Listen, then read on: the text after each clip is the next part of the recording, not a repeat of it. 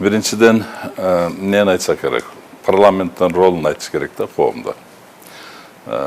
Мен ойлойм, саясий коомдо парламенттин вообще мамлекеттин түзүлүшүндө парламенттин ролу аябай чоң, эң бир мындайча айтканда алдыңкы ролдордо эле, себеби деген бул мыйзам чыгаруу бийликтин бутагы да. Ошол кандай мыйзам чыгарса, ошого жараша оюн болот. Мындайча айтканда оюндун эрежесини, иреттерин чыгара турган. Ошондуктан эгер кандай мыйзамды жазса, ошол мыйзам менен карапайым адымдан тартып президентке чейин ошол мыйзам менен жашаш керек да. То есть мындайча айтканда парламент эгер коомдун өнүгүүсүн бир жака буруп коем десе, өзүнүн мыйзамы менен эле буруп койгонго мүмкүнчүлүгү бар да. Күрөшпөй, кылыч албай, андай кылбай туруп эле, эгер бир парламент болсо, бирдикте болсо, эгер буруп коем десе, буруп коет да. Мындайча айтканда, бурулуш нерселер парламентте башталат. Анан любой мындайча саясий оюндар деле парламентте башталат. Мындайча айтканда, любой саясий оюн деле парламент аркылуу өтөт. Себеби деген, да, барометр да, ошондуктан парламенттин ролу аябай чоң. Ошондуктан парламенттин деңгээли, сабаттыгы, анан жана тазалыгы өтө маанилүү да. Сиз эми айтып атпайсызбы, мындай алсыздыгын көргөзүп атат. Башынан эле, может быть, 90 эң биринчи бая легендарный парламент 93 жылдагы легендарный парламент, может быть, кандайдыр бир толук кандуу күчтүү парламентке, толук кандуу парламенттин немеси талаптарына толук кандуу, может, ошол жакыныраак болгондо анда деле жакын деп айтууга болбойт.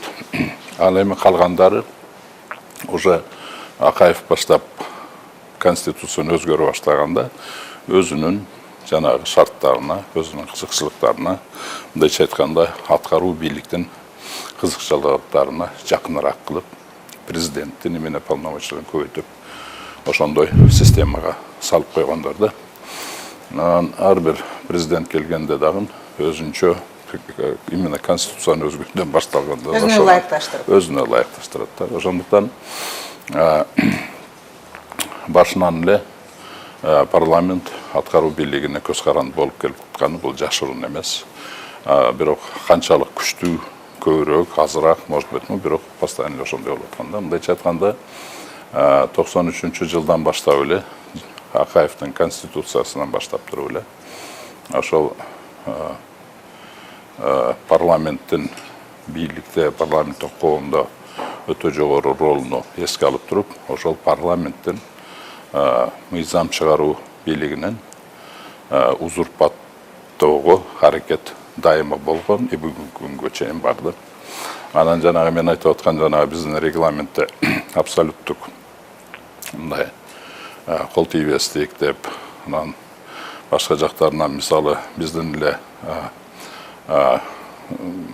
управ деламды президент управ деласы өткөрүп берген, мындайча айтканда чарбалык иштерди, финансылык булактарды, жана башка нерселерди өткөрүп берген деле бул дагы бүт барды ошол мындайча айтканда